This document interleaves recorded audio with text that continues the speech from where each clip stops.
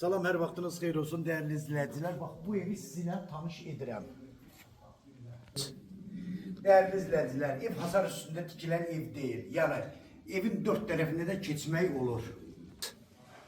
Evimiz yerleşir Sabunçu rayonu Zabrat bir qəsəbəsində, avtobusun yaxınlığında merkezi kanalizasiyası, paket kupçalı, qiymət 83.000 manata. Bura evin koridoru. Bura evin mətbəxdir. Bura evin qonaq otağı. Bura birinci yataq otağı. Burada ikinci yataq otağı. Burada santer qovşağı.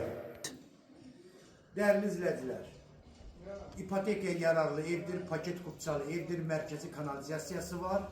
Avtobusdan da 80-100 metre ara mesafededir. Əlaqə nömrə 055 678 85 58 nömrəsi ilə buyurub əlaqə saxlaya bilərsiniz.